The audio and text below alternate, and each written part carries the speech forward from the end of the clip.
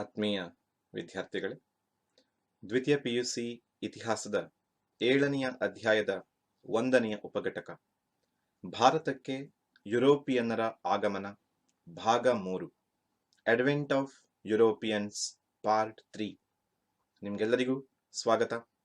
ಈ ಭಾಗದಲ್ಲಿ ನಾವು 2 ಪ್ರಮುಖ ಕದನಗಳ ಬಗ್ಗೆ ತಿಳ್ಕೊಳ್ಳೋಣ. ಅದುವೇ ಪ್ಲಾಸಿ ಕದನ ಮತ್ತು ಬಕ್ಸಾರ್ ಕದನ.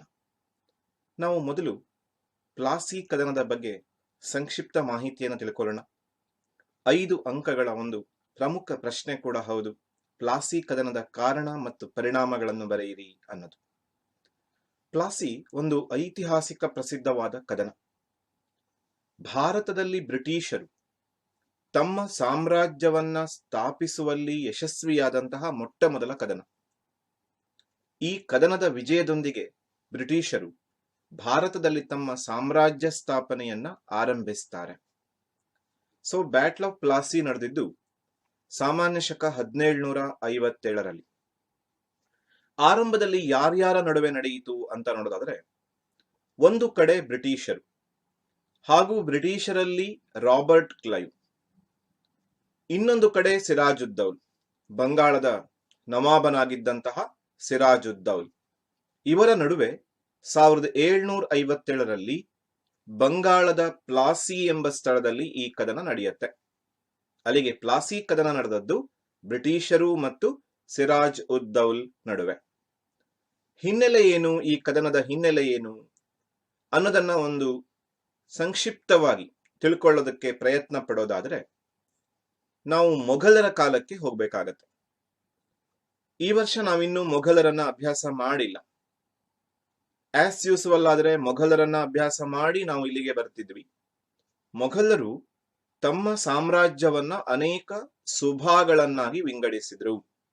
ಸುಭಾ ಅಂತಂದ್ರೆ ಪ್ರಾಂತ್ಯಗಳು ಅಂತ ಅರ್ಥ. ಸೊ ಇಲ್ಲಿ ಬಂಗಾಳ ಮೊಘಲರ ಒಂದು ಸುಭಾ ಆಗಿತ್ತು.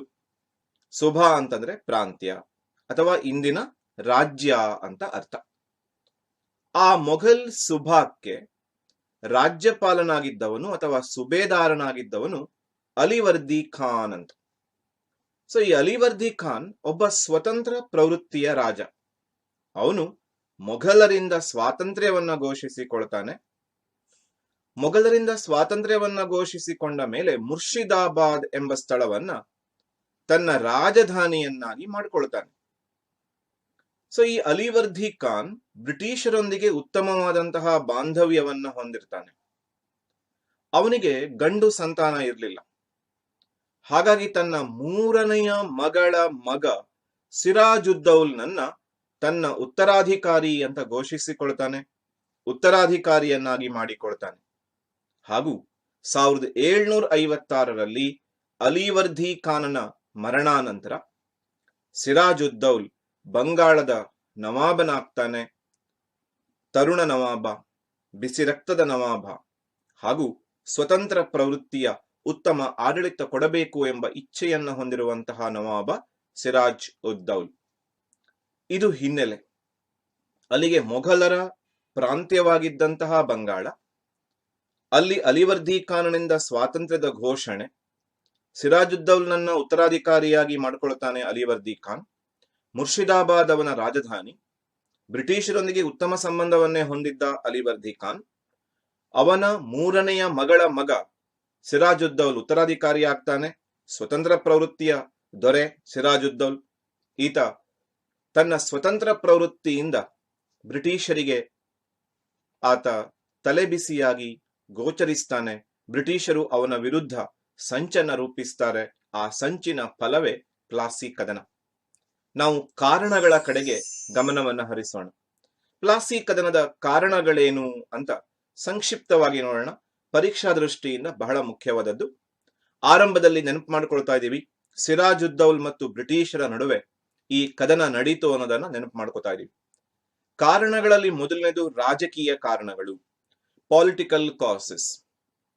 ನಾವು ಆಗ್ಲೇ ನೋಡಿದ್ವಿ, ಅಲಿವರ್ದಿ ಖಾನನ 3ನೆಯ ಮಗಳ ಮಗನಾಗಿದ್ದವನು ಸಿರಾಜುದ್ದೌಲ್. ಹಾಗಾಗಿ ಸಿರಾಜುದ್ದೌಲನಿಗೆ ಅನೇಕ ಶತ್ರುಗಳಿದ್ರು. ಮೊದಲನೆಯ ಮಗಳಿರಬಹುದು, ಅಲಿವರ್ದಿ ಖಾನನ ಮೊದಲನೆಯ ಮಗಳು, ಎರಡನೆಯ ಮಗಳು, ಅವರ ಮಕ್ಕಳು, ಹೀಗೆ ಅನೇಕರು ಸಿರಾಜುದ್ದೌಲನ ಶತ್ರುಗಳಾಗಿರುತ್ತಾರೆ. ಅದರಲ್ಲಿ ಹೆಸರಿಸಲೇಬೇಕಾದ 2 ಹೆಸರುಗಳು, ಒಂದು ಶೌಕತ್ ಜಂಗ್ ಹಾಗೂ ಇನ್ನೊಂದು ಘಸ್ತಿ ಬೇಗಂ ಅಂತ. ಇವರಿಬ್ರು ಕೂಡ ಸಿರಾಜುದ್ದೌಲನ ಶತ್ರುಗಳಾಗಿದ್ರು ಹಾಗೂ ಸಿರಾಜುದ್ದೌಲನನ್ನ ಪದಚ್ಯುತಗೊಳಿಸಬೇಕು ಅಂತ ಬಯಸಿದ್ರು.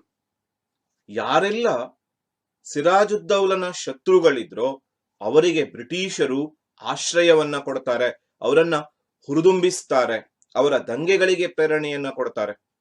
ಅಲ್ಲಿಗೆ ಬ್ರಿಟಿಷರು ಮತ್ತು ಸಿರಾಜುದ್ದೌಲನ ನಡುವಿನ ವೈರತ್ವ ಈ ರಾಜಕೀಯ ಕಾರಣಗಳ ಸುತ್ತ ಸುಳಿದಾಡ್ತಾ ಹೋಗುತ್ತೆ. ಅಲ್ಲಿಗೆ ಮೊದಲನೆಯ ಕಾರಣವನ್ನ ನೋಡಿದೀವಿ. ಸಿರಾಜುದ್ದೌಲನ ಶತ್ರುಗಳಾದಂತಹ ಶೌಕತ್ ಜಂಗ್, ಗಸ್ತಿ ಬೇಗಂ ಅವನ ವಿರುದ್ಧ ಸಂಚುಗಳನ್ನ ರೂಪಿಸ್ತಾರೆ ಹಾಗೂ ಆ ಸಂಚು ರೂಪಿಸಿದವರಿಗೆ ಬ್ರಿಟಿಷರು ಪ್ರೋತ್ಸಾಹ ಕೊಡ್ತಾರೆ, ಆಶ್ರಯವನ್ನ ಕೊಡ್ತಾರೆ. ಇದನ್ನ ರಾಜಕೀಯ ಕಾರಣಗಳು ಅಂತ ಪರಿಗಣಿಸ್ತೀವಿ. ಮುಂದುವರಿದು ಎರಡನೆಯ ಕಾರಣಕ್ಕೆ ನಾವು ಬರೋದಾದ್ರೆ, ಸಿರಾಜುದ್ದೌಲನ ಶತ್ರುಗಳಿಗೆ ಬ್ರಿಟಿಷರು ಆಶ್ರಯ ಕೊಟ್ಟರು. ಅಲ್ಲಿಗೆ ಸಿರಾಜುದ್ದೌಲ್ ಬ್ರಿಟಿಷರ ವಿರುದ್ಧ ಮನಸ್ತಾಪವನ್ನ ಬೆಳೆಸ್ಕೊಳ್ತಾನೆ. ಆತ ಬ್ರಿಟಿಷರ ವಿರುದ್ಧ ತಿರುಗಿ ನಿಲ್ಲೋದಕ್ಕೆ ಈ ಆಶ್ರಯ ಕೊಡುವಿಕೆ ಕಾರಣ ಆಗತ್ತೆ. ಮುಂದುವರೆದು ಎರಡನೆಯ ಕಾರಣಕ್ಕೆ ಬಂದ್ರೆ, ದಸ್ತಕ್ಗಳ ದುರುಪಯೋಗ, ಮಿಸ್ಯೂಸ್ ಆಫ್ ದಸ್ತಕ್ಸ್. ಏನಿದು ದಸ್ತಕ್? ಇದನ್ನ ಫಸ್ಟ್ ತಿಳ್ಕೊಳ್ಳೋಣ. ಮೊಘಲ್ ಸಾಮ್ರಾಟರು ಬ್ರಿಟಿಷರಿಗೆ ಒಂದು ರಿಯಾಯತಿಯನ್ನ ಕೊಟ್ಟಿದ್ರು. ಏನ್ ರಿಯಾಯತಿ ಅಂತಂದ್ರೆ, ಬಂಗಾಳದಲ್ಲಿ ತೆರಿಗೆ ರಹಿತವಾಗಿ ವ್ಯಾಪಾರ ಮಾಡೋದಕ್ಕೆ ಅನುಮತಿ. ವಿಶೇಷವಾಗಿ ಫರುಕ್ಸಿಯಾರ್ನ ಕಾಲದಲ್ಲಿ ಈ ರಿಯಾಯತಿಯನ್ನ ಬ್ರಿಟಿಷರು ಪಡ್ಕೊಳ್ತಾರೆ. ಸೊ ಮೊಘಲ್ ಸಾಮ್ರಾಟರಿಂದ ಬ್ರಿಟಿಷರಿಗೆ ಬಂಗಾಳದಲ್ಲಿ ತೆರಿಗೆ ರಹಿತವಾಗಿ ವ್ಯಾಪಾರ ಮಾಡುವುದಕ್ಕೆ ಒಂದು ಅನುಮತಿ ಸಿಗತ್ತೆ. ತೆರಿಗೆ ರಹಿತವಾಗಿ ವ್ಯಾಪಾರ ಮಾಡಬಹುದು. ಕಸ್ಟಮ್ ಟ್ಯಾಕ್ಸ್ ಗಳನ್ನ ಅವರು ಕೊಡದೆ, ತೆರಿಗೆಯನ್ನ ಕೊಡದೆ ವ್ಯಾಪಾರ ಮಾಡಬಹುದು. ಈ ದಸ್ತಕ್ಗಳನ್ನ ಕೊಡೋರು ಯಾರು ಅಂತಂದ್ರೆ ಬಂಗಾಳದ ಸರ್ಕಾರ. ಸೊ ಇಲ್ಲಿ ಬಂಗಾಳದ ನವಾಬ ಅಥವಾ ಬಂಗಾಳದ ಸರ್ಕಾರ ಬ್ರಿಟಿಷರಿಗೆ ಆ ಅನುಮತಿ ಪತ್ರವನ್ನ ಕೊಡುತ್ತೆ. ತೆರಿಗೆ ರಹಿತವಾಗಿ ವ್ಯಾಪಾರ ಮಾಡೋದಕ್ಕೆ ಕೊಡುವಂತಹ ಒಂದು ಅನುಮತಿ ಪತ್ರವನ್ನ ದಸ್ತಕ್ ಅಂತ ಕರೀತಾರೆ. ಸೊ ಈ ದಸ್ತಕನ್ನ ಬ್ರಿಟಿಷ್ ಈಸ್ಟ್ ಇಂಡಿಯಾ ಕಂಪನಿಗೆ ಬಂಗಾಳ ಸರ್ಕಾರ ಕೊಡುತ್ತೆ. ಅದನ್ನ ಕಂಪನಿಯ ವ್ಯಾಪಾರಕ್ಕಾಗಿ ಮಾತ್ರ ಬಳಸ್ಕೊಳ್ಬೇಕು, ವೈಯಕ್ತಿಕ ವ್ಯಾಪಾರಕ್ಕಾಗಿ ಬಳಸ್ಕೊಳ್ಳೋ ಹಾಗಿರ್ಲಿಲ್ಲ. ಬ್ರಿಟಿಷ್ ಈಸ್ಟ್ ಇಂಡಿಯಾ ಕಂಪನಿ ತನ್ನ ಕಂಪನಿಯ ವತಿಯಿಂದ ನಡೆಸುವಂತಹ ವ್ಯಾಪಾರಗಳಿಗೆ ಮಾತ್ರ ಈ ರಿಯಾಯತಿ ಪತ್ರ ಅನ್ವಯಿಸ್ತಾ ಇತ್ತು. ಸೊ ಅಲ್ಲಿಗೆ ದಸ್ತಕ್ ಅಂದ್ರೆ ತೆರಿಗೆ ರಹಿತವಾಗಿ ವ್ಯಾಪಾರ ಮಾಡೋದಕ್ಕೆ ಕೊಡ್ತಾ ಇದ್ದಂತಹ ಒಂದು ಅನುಮತಿ ಪತ್ರ. ಬಂಗಾಳದ ಸರ್ಕಾರದಿಂದ ಬ್ರಿಟಿಷ್ ಈಸ್ಟ್ ಇಂಡಿಯಾ ಕಂಪನಿಗೆ ಈ ದಸ್ತಕ್ಗಳನ್ನ ಕೊಡಲಾಗಿತ್ತು. ಮೊಘಲ್ ಸಾಮ್ರಾಟರಿಂದ ಈ ಒಂದು ಕೊಡುಗೆ ಸಿಕ್ಕಿತ್ತು. ಈ ದಸ್ತಕ್ಕನ್ನ ಬ್ರಿಟಿಷ್ ಈಸ್ಟ್ ಇಂಡಿಯಾ ಕಂಪನಿಯ ಅಧಿಕಾರಿಗಳು, ಅದರ ಅನೇಕ ನೌಕರರು ದುರುಪಯೋಗ ಪಡಿಸ್ಕೊಳ್ತಾರೆ. ಹೇಗೆ ದುರುಪಯೋಗ ಪಡಿಸ್ಕೊಳ್ತಾರೆ ಅಂತಂದ್ರೆ, ತಮ್ಮ ವೈಯಕ್ತಿಕ ವ್ಯಾಪಾರಕ್ಕೆ ಅದನ್ನ ಬಳಸ್ಕೊಳ್ತಾರೆ. ಖಾಸಗಿ ವ್ಯಾಪಾರಕ್ಕೆ, ಕಂಪನಿಯ ವ್ಯಾಪಾರದ ಹೊರತಾದ ಉದ್ದೇಶಗಳಿಗೆ, ತಮ್ಮ ವೈಯಕ್ತಿಕ ಲಾಭಕ್ಕೋಸ್ಕರ ಈ ಅನುಮತಿ ಪತ್ರವನ್ನ, ದಸ್ತಕ್ಗಳನ್ನ ಉಪಯೋಗಿಸ್ಕೊಳ್ತಾರೆ ಬ್ರಿಟಿಷ್ ಈಸ್ಟ್ ಇಂಡಿಯಾ ಕಂಪನಿಯ ನೌಕರರು. ಜೊತೆಗೆ ಲಾಭಕ್ಕೋಸ್ಕರ ಈ ದಸ್ತಕ್ಗಳನ್ನ ಸ್ಥಳೀಯ ವ್ಯಾಪಾರಿಗಳಿಗೆ ಮಾರ್ತಾರೆ. ಇದೆಲ್ಲದರ ಪರಿಣಾಮವಾಗಿ ರಾಜ್ಯದ ಆದಾಯಕ್ಕೆ ಹೊಡೆತ ಬೀಳುತ್ತೆ, ರಾಜ್ಯದ ಆದಾಯಕ್ಕೆ ನಷ್ಟ ಆಗತ್ತೆ. ಟೋಟಲಿ ದಸ್ತಕ್ಗಳ ದುರುಪಯೋಗದಿಂದ ನಷ್ಟ ಅನುಭವಿಸಿದವನು ಸಿರಾಜುದ್ದೌಲ್. ಬಂಗಾಳದ ನವಾಬನಿಗೆ ನಷ್ಟ ಆಯಿತು, ಆರ್ಥಿಕವಾದಂತಹ ನಷ್ಟ. ಸೊ ಅಲ್ಲಿಗೆ ದಸ್ತಕ್ ಅನ್ನೋದು ಮೊಘಲ್ ಸಾಮ್ರಾಟರಿಂದ ಬ್ರಿಟಿಷರಿಗೆ ಬಂಗಾಳದಲ್ಲಿ ತೆರಿಗೆ ರಹಿತವಾಗಿ ವ್ಯಾಪಾರ ಮಾಡುವುದಕ್ಕೆ ಕೊಡಲ್ಪಟ್ಟಂತಹ ಒಂದು ಅನುಮತಿ ಪತ್ರ. ಇದನ್ನ ಬ್ರಿಟಿಷ್ ಈಸ್ಟ್ ಇಂಡಿಯಾ ಕಂಪನಿಗೆ ಬಂಗಾಳದ ಸರ್ಕಾರ ಕೊಟ್ಟಿತ್ತು. ಈ ದಸ್ತಕ್ಕನ್ನ ಕಂಪನಿಯ ನೌಕರರು ವೈಯಕ್ತಿಕ ಲಾಭಕ್ಕೋಸ್ಕರ ಬಳಸ್ಕೊಂಡ್ರು, ಸ್ಥಳೀಯ ವ್ಯಾಪಾರಿಗಳಿಗೆ ಮಾರಿದ್ರು. ಬಂಗಾಳದ ನವಾಬನಿಗೆ ನಷ್ಟ ಆಯಿತು. ಈ ನಷ್ಟದ ವಿರುದ್ಧ, ಅದರ ದುರುಪಯೋಗವನ್ನ ಸರಿಪಡಿಸೋದಕ್ಕೆ ಪ್ರಯತ್ನಿಸ್ತಾನೆ ಸಿರಾಜುದ್ದೌಲ್. ಇದು ಬ್ರಿಟಿಷರಿಗೆ ಆಗೋದಿಲ್ಲ. ಅಲ್ಲಿಗೆ ಎರಡನೆಯ ಕಾರಣ ದಸ್ತಕ್ಗಳ ದುರುಪಯೋಗ. ಮುಂದುವರೆದು ನಾವು ಮೂರನೆಯ ಕಾರಣದ ಕಡೆಗೆ ಬರೋಣ. ಫ್ರೆಂಚರಿಗೆ ಆಶ್ರಯ. ಭಾರತದಲ್ಲಿ ಬದ್ಧ ವೈರಿಗಳಾಗಿದ್ದವರು ಬ್ರಿಟಿಷರು ಮತ್ತು ಫ್ರೆಂಚರು. ಅವರ ನಡುವೆ ಕರ್ನಾಟಿಕ್ ಯುದ್ಧಗಳು ನಡೆದಿದ್ದು, 3 ಕರ್ನಾಟಿಕ್ ಯುದ್ಧಗಳು. ಅದರಲ್ಲಿ ಪ್ಲಾಸಿ ಕದನ ನಡೆಯುವ ಹೊತ್ತಿಗೆ 2 ಕರ್ನಾಟಿಕ್ ಯುದ್ಧಗಳು ಮುಗಿದೋಗಿದ್ವು. 2ರಲ್ಲಿಯೂ ಕೂಡ ಇಬ್ಬರು ಸಮಬಲವನ್ನ ಸಾಧಿಸಿದ್ರು. 3ನೆಯ ಕರ್ನಾಟಿಕ್ ಯುದ್ಧ ನಡೀತಾ ಇದ್ದ ಸಂದರ್ಭ ಪರಸ್ಪರ ಅತ್ಯಂತ ತಾರಕಕ್ಕೇರಿದಂತಹ ಸಂಘರ್ಷ. ಇಂತಹ ಸಂದರ್ಭದಲ್ಲಿ ಬ್ರಿಟಿಷರು ಮತ್ತು ಫ್ರೆಂಚರು ವೈರಿಗಳಾಗಿದ್ದಂತಹ ಸಂದರ್ಭದಲ್ಲಿ ಸಿರಾಜುದ್ದೌಲ್ ಏನ್ ಮಾಡ್ತಾನೆ ಅಂತಂದ್ರೆ ಫ್ರೆಂಚರಿಗೆ ಆಶ್ರಯವನ್ನ ಕೊಡ್ತಾನೆ. ಇದಕ್ಕೂ ಪೂರ್ವದಲ್ಲಿ ಚಂದ್ರನಾಗೋರನ್ನ ವಶಪಡಿಸಿಕೊಳ್ತಾರೆ ಬ್ರಿಟಿಷರು. 1756ರಲ್ಲಿ ಸಿರಾಜುದ್ದೌಲ್ ನವಾಬನ ಆಗ್ತಾ ಇರುವಂತಹ ಸಂದರ್ಭದಲ್ಲಿ ಚಂದ್ರನಾಗೋರ್ ಒಂದು ಪ್ರಮುಖವಾದ ಫ್ರೆಂಚ್ ವಸಾಹತು, ಅದನ್ನು ವಶಪಡಿಸಿಕೊಳ್ತಾರೆ ಬ್ರಿಟಿಷರು. ಆ ಸಂದರ್ಭದಲ್ಲಿ ಸಿರಾಜುದ್ದೌಲ್ ಯೋಚಿಸ್ತಾನೆ, ಬ್ರಿಟಿಷರ ವಿರುದ್ಧದ ಹೋರಾಟದಲ್ಲಿ ಫ್ರೆಂಚರ ಸಹಾಯ ಬೇಕಾಗಬಹುದು ಅನ್ನೋ ಕಾರಣಕ್ಕೆ ಒಂದು ದೂರಗಾಮಿ ವಿಚಾರಧಾರೆಯಿಂದ ಆತ ಫ್ರೆಂಚರಿಗೆ ಆಶ್ರಯವನ್ನ ಕೊಡ್ತಾನೆ. ಯಾವಾಗ ಸಿರಾಜುದ್ದೌಲ್ ಫ್ರೆಂಚರಿಗೆ ಆಶ್ರಯ ಕೊಟ್ಟನೋ ಆಗ ಬ್ರಿಟಿಷರಿಗೆ ಸಿಟ್ಟು ಬರುತ್ತೆ. ಯಾಕೆಂದ್ರೆ ಅಲಿವರ್ದಿ ಖಾನ್ ಬ್ರಿಟಿಷರೊಂದಿಗೆ ಉತ್ತಮ ಸಂಬಂಧವನ್ನ ಹೊಂದಿದ್ದ. ಆದರೆ ಅವನ ಉತ್ತರಾಧಿಕಾರಿಯಾದವನು ತಮ್ಮ ವಿರೋಧಿಗಳಾದ ಫ್ರೆಂಚರಿಗೆ ಆಶ್ರಯ ಕೊಟ್ಟಿದ್ದು ಬ್ರಿಟಿಷರಿಗೆ ಸರಿ ಬರಲಿಲ್ಲ. ಹೀಗೆ ಒಂದಕ್ಕೊಂದು ಕಾರಣಗಳು ಸಿರಾಜುದ್ದೌಲ್ ಮತ್ತು ಬ್ರಿಟಿಷರ ನಡುವಿನ ಅಂತರವನ್ನ ಹೆಚ್ಚಿಸ್ತಾ ಹೋಗುತ್ತೆ, ವೈರತ್ವವನ್ನ ಹೆಚ್ಚಿಸ್ತಾ ಹೋಗುತ್ತೆ. ಅಲ್ಲಿಗೆ ಫ್ರೆಂಚರಿಗೆ ಆಶ್ರಯ ಅನ್ನೋದು ಮೂರನೆಯ ಕಾರಣ. ನಾಲ್ಕನೆಯ ಕಾರಣವಾಗಿ ಕಲ್ಕತ್ತಾ ಕೋಟೆಯ ವಶ ಅಂತ ನೋಡ್ತೀವಿ. ಕಲ್ಕತ್ತಾ ಕೋಟೆಯ ವಶ, ಫ್ರೆಂಚರು ಮತ್ತು ಬ್ರಿಟಿಷರ ನಡುವಿನ ಸಂಘರ್ಷದ ಫಲವಾಗಿ ಬ್ರಿಟಿಷರು ಕಲ್ಕತ್ತಾ ಕೋಟೆಯನ್ನ ಬಲಪಡಿಸ್ಕೊಳ್ತಾರೆ. ಆದರೆ ಅದಕ್ಕೆ ನವಾಬನ ಅನುಮತಿಯನ್ನ ಪಡ್ಕೊಳ್ಳಲ್ಲ. ಬಂಗಾಳದಲ್ಲಿ ವ್ಯಾಪಾರ ಮಾಡುವುದಕ್ಕೆ ಅನುಮತಿ ಇತ್ತು, ತೆರಿಗೆ ರಹಿತವಾಗಿ ವ್ಯಾಪಾರ ಮಾಡುವುದಕ್ಕೆ ಅನುಮತಿ ಇತ್ತು, ಕೋಟೆಯನ್ನ ಕಟ್ಕೊಂಡಿದ್ರು, ಎಲ್ಲ ಸರಿ. ಆದರೆ ಆ ಕೋಟೆಯನ್ನ ಬಲಪಡಿಸುವ ಪೂರ್ವದಲ್ಲಿ ಅಲ್ಲಿನ ಅಧಿಕಾರಿಯಾಗಿದ್ದಂತಹ ನವಾಬನ ಅನುಮತಿಯನ್ನ ಪಡ್ಕೊಳ್ಳೋದು ಅನಿವಾರ್ಯ ಆಗಿತ್ತು, ಅಥವಾ ಪಡ್ಕೊಳ್ಳೋದು ರಾಜನ ಪ್ರತಿಷ್ಠೆಯ ವಿಷಯ ಕೂಡ ಆಗಿತ್ತು. ಆದರೆ ಬ್ರಿಟಿಷರು ನವಾಬನ ಅನುಮತಿಯನ್ನ ಕೇಳದೆ, ಅನುಮತಿಯನ್ನ ಪಡೆಯದೆ ಕಲ್ಕತ್ತಾದ ಕೋಟೆಯನ್ನ ಬಲಪಡಿಸಿಕೊಳ್ತಾರೆ ಫ್ರೆಂಚರೊಂದಿಗಿನ ಯುದ್ಧದ ಸನ್ನಿವೇಶದಲ್ಲಿ. ಇದು ನವಾಬನಿಗೆ ಸಿಟ್ಟನ್ನ ತರಿಸುತ್ತೆ. ನನ್ನ ಅನುಮತಿ ಇಲ್ಲದೆ ಕೋಟೆಯನ್ನ ಬಲಪಡಿಸ್ಕೊಳ್ತಿದ್ದಾರೆ ಇವರು ಅಂತ.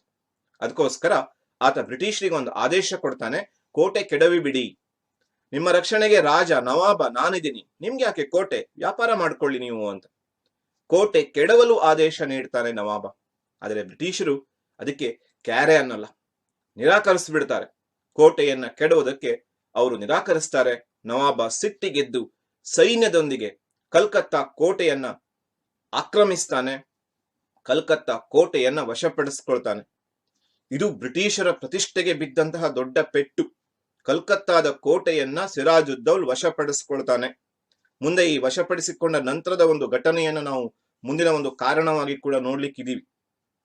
ಆಮೇಲೆ ಬ್ರಿಟಿಷರನ್ನ ವಶಪಡಿಸ್ಕೊಳ್ತಾರೆ, ಮರಳಿ ವಶಪಡಿಸ್ಕೊಳ್ತಾರೆ. ರಾಬರ್ಟ್ ಕ್ಲೈವ್ ಮದ್ರಾಸ್ನಿಂದ ಬಂದು ಕಲ್ಕತ್ತಾದ ಕೋಟೆಯನ್ನ ವಶಪಡಿಸ್ಕೊಳ್ತಾನೆ, ಅದು ಬೇರೆ ವಿಷಯ. ಆದ್ರೆ ಈ ಕಲ್ಕತ್ತಾದ ಕೋಟೆಯನ್ನ ಸಿರಾಜುದ್ದೌಲ್ ವಶಪಡಿಸ್ಕೊಳ್ಳೋದು, ಬ್ರಿಟಿಷರು ಅದನ್ನ ಮರಳಿ ವಶಪಡಿಸ್ಕೊಳ್ಳೋದು, ಈ ಘಟನೆಗಳು ಸಿರಾಜುದ್ದೌಲ್ ಮತ್ತು ಬ್ರಿಟಿಷರ ನಡುವಿನ ವೈಷಮ್ಯವನ್ನ ಹೆಚ್ಚಿಸ್ತಾ ಹೋಗುತ್ತೆ. ಹೀಗೆ ರಾಜಕೀಯ ಕಾರಣಗಳು, ದಸ್ತಕ್ನ ದುರುಪಯೋಗ, ಫ್ರೆಂಚರಿಗೆ ಆಶ್ರಯ, ಕಲ್ಕತ್ತಾದ ಕೋಟೆಯ ವಶ, ಈ 4 ಆರಂಭದ ಕಾರಣಗಳನ್ನ ನೋಡ್ಬಿಟ್ಟು ನಾವು 5ನೆಯ ಕಾರಣದ ಕಡೆಗೆ ಬರ್ತೀವಿ. ದಿವಾನ್ ರಾಜವಲ್ಲಭನಿಗೆ ಆಶ್ರಯ. ಬಂಗಾಳದ ದಿವಾನನಾಗಿದ್ದವನು ರಾಜವಲ್ಲಭ. ಸಿರಾಜುದ್ದೌಲ್ ಕೇಳ್ತಾನೆ, ನಿನ್ನ ಕಚೇರಿಯ ಲೆಕ್ಕಪತ್ರಗಳನ್ನ ಕೊಡು ಅಂತ. ಸಹಜ, ರಾಜ ಲೆಕ್ಕಪತ್ರಗಳನ್ನ ದಿವಾನ್ನಿಂದ ಕೇಳೋದು ಸಹಜ. ಆದರೆ ರಾಜವಲ್ಲಭ ಲೆಕ್ಕಪತ್ರಗಳನ್ನ ಕೊಡೋಲ್ಲ. ಲೆಕ್ಕಪತ್ರಗಳನ್ನ ಕೊಡು ಅಂತ ನವಾಬ ಒತ್ತಾಯಿಸ್ತಾನೆ, ಸಿರಾಜುದ್ದೌಲ್ ಒತ್ತಾಯಿಸ್ತಾನೆ. ಆದರೆ ಆತ ಲೆಕ್ಕಪತ್ರವನ್ನ ಕೊಡದೆ ನೇರವಾಗಿ ಬ್ರಿಟಿಷರ ಬಳಿ ತೆರಳುತ್ತಾನೆ, ಅವರ ಸಹಾಯವನ್ನ ಕೇಳ್ತಾನೆ. ಬ್ರಿಟಿಷರು ಈ ಸಂದರ್ಭವನ್ನ ಉಪಯೋಗಿಸ್ಕೊಳ್ತಾರೆ, ಸಿರಾಜುದ್ದೌಲನ ಶತ್ರುಗಳಿಗೆ ಆಶ್ರಯ ಕೊಡ್ತಾ ಬರ್ತಾರೆ. ರಾಜವಲ್ಲಭನಿಗೆ ಆಶ್ರಯವನ್ನ ಕೊಡ್ತಾರೆ ಬ್ರಿಟಿಷರು. ಅಲ್ಲಿಗೆ ನೋಡಿ ಹೇಗೆ ಈ ಕದನದ ಒಂದು ರೋಚಕತೆ ಇದೆ ಅಂತಂದ್ರೆ, ಬ್ರಿಟಿಷರ ವಿರೋಧಿಗಳಿಗೆ ಸಿರಾಜುದ್ದೌಲ್ ಆಶ್ರಯ ಕೊಡ್ತಾನೆ, ಸಿರಾಜುದ್ದೌಲನ ವಿರೋಧಿಗಳಿಗೆ ಬ್ರಿಟಿಷರು ಆಶ್ರಯ ಕೊಡ್ತಾ ಹೋಗ್ತಾರೆ. ಆ ದ್ವೇಷ ಇನ್ನಷ್ಟು ವೃದ್ಧಿಯಾಗ್ತಾ ಹೋಗುತ್ತೆ. ಮತ್ತು ಬ್ರಿಟಿಷರು ಏನ್ ಮಾಡ್ತಾರೆ, ಏನ್ ಪ್ಲಾನ್ ಮಾಡ್ತಾರೆ ಅಂತಂದ್ರೆ, ಸಿರಾಜುದ್ದೌಲನ ಎಲ್ಲ ವಿರೋಧಿಗಳನ್ನ ಒಟ್ಟುಗೂಡಿಸ್ತಾರೆ. ಅವರು ಒಬ್ಬೊಬ್ಬರೇ ಆಗಿ ಸಿರಾಜುದ್ದೌಲನ ವಿರುದ್ಧ ಪ್ರತಿಭಟಿಸಿದ್ರೆ ಯಾವುದೇ ರಿಸಲ್ಟ್ ಬರ್ತಿರ್ಲಿಲ್ಲ. ಆದರೆ ಎಲ್ಲರನ್ನ ತಮ್ಮಲ್ಲಿ ಕರೆಸ್ಕೊಳ್ತಾ, ತಮ್ಮಲ್ಲಿ ಅವರಿಗೆ ಆಶ್ರಯವನ್ನ ಕೊಡ್ತಾ ಎಲ್ಲ ವಿರೋಧಿ ಶಕ್ತಿಗಳನ್ನ ಒಟ್ಟುಗೂಡಿಸ್ತಾರೆ. ಹಾಗೂ ಆ ಎಲ್ಲ ವಿರೋಧಿಗಳ ಸಹಾಯವನ್ನ ಪಡ್ಕೊಂಡು ಸಿರಾಜುದ್ದೌಲನ ಮೇಲೆ ಆಕ್ರಮಣಕ್ಕೆ ಸಿದ್ಧತೆಯನ್ನ ಮಾಡಿಕೊಳ್ತಾರೆ. ಇದು ಬ್ರಿಟಿಷರ ಅತ್ಯಂತ ಅದ್ಭುತ ಯುದ್ಧದ ತಂತ್ರಗಾರಿಕೆ. ಸೊ ದಿವಾನ್ ರಾಜವಲ್ಲಭನಿಗೆ ಆಶ್ರಯ ಕೊಟ್ಟಿದ್ದು ಸಿರಾಜುದ್ದೌಲನಿಗೆ ಸಿಟ್ಟನ್ನ ತರಿಸುತ್ತೆ. ಕೊನೆಯದಾಗಿ ಇನ್ನೊಂದು ಕಾರಣ ನೋಡ್ತೀವಿ, ಬ್ಲ್ಯಾಕ್ ಹೋಲ್ ಟ್ರೆಜಡಿ ಅಥವಾ ಕಪ್ಪು ಕೋಣೆಯ ದುರಂತ ಅಂತ. ಆಗ್ಲೇ ನಾವು ನೋಡಿದ್ವಿ, ಕಲ್ಕತ್ತಾ ಕೋಟೆಯನ್ನ ವಶಪಡಿಸಿಕೊಂಡ ಸಂದರ್ಭದಲ್ಲಿ ಸಿಟ್ಟಿನಲ್ಲಿ ಕುದಿತಾ ಇದ್ದಂತಹ ಸಿರಾಜುದ್ದೌಲ್ ಏನ್ ಮಾಡ್ತಾನೆ ಅಂತಂದ್ರೆ ಸುಮಾರು 146 ಜನ ಬ್ರಿಟಿಷರನ್ನ ಬಂಧಿಸ್ತಾನೆ. ಬಂಧಿಸಿದಂತಹ ನವಾಬ ಅವರನ್ನ ಒಂದು ಕೋಣೆಯಲ್ಲಿ ಕೂಡಿ ಹಾಕ್ತಾನೆ, ಬಂಧಿಗಳನ್ನಾಗಿ ಕೂಡಿ ಹಾಕ್ತಾನೆ. ಆ ಕೋಣೆ ಸುಮಾರು 15x18 ಅಡಿ ವಿಸ್ತಾರದ ಒಂದು ಚಿಕ್ಕ ಕೋಣೆ. ಆ ಚಿಕ್ಕ ಕೋಣೆಯಲ್ಲಿ 146 ಜನರನ್ನ ಬಂಧಿಸಿಡ್ತಾನೆ. ಸುಮಾರು ಒಂದು ದಿನ, ಆಲ್ಮೋಸ್ಟ್ ಆಲ್ ಒಂದು ದಿನ ಆ ಕೋಣೆಯಲ್ಲಿ ಅವರು ಕಳೀತಾರೆ. ಮಾರನೆಯ ದಿನ ನೋಡಿದಾಗ 146 ಜನರಲ್ಲಿ 123 ಜನ ಸತ್ತೋಗಿರ್ತಾರೆ. ಕೇವಲ 23 ಜನ ಮಾತ್ರ ಬದುಕಿರ್ತಾರೆ. ಈ ಘಟನೆಯನ್ನ ಕಪ್ಪು ಕೋಣೆಯ ದುರಂತ ಅಂತ ಕರೀತಾರೆ. ಈ ಘಟನೆ ಕೆಲವು ಇತಿಹಾಸಕಾರರು ವಿಮರ್ಶಿಸ್ತಾರೆ.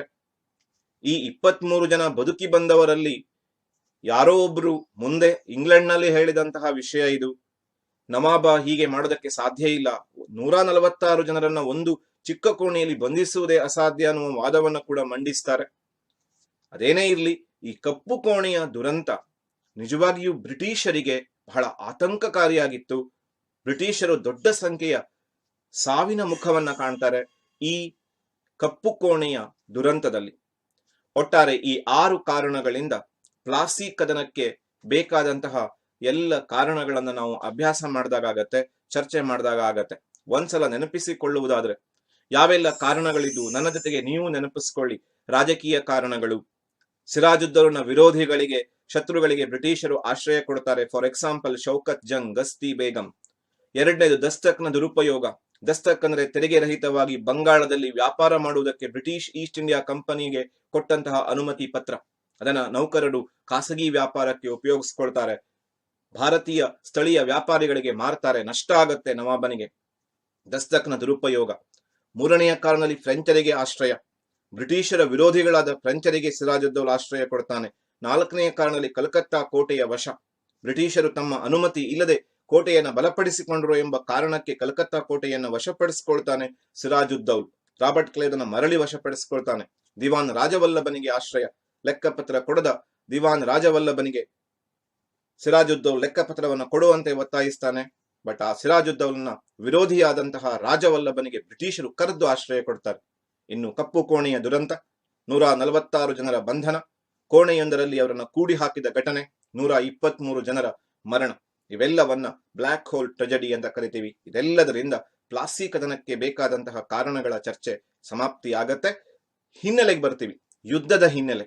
ಯುದ್ಧದ ಹಿಂದಿನ ದಿನಗಳಲ್ಲಿ ಏನಾಯಿತು, ಏನೇನು ರಹಸ್ಯ ಕಾರಸ್ಥಾನಗಳು ನಡೆದು ಅನ್ನೋದನ್ನ ನಾವು ನೋಡಬೇಕು.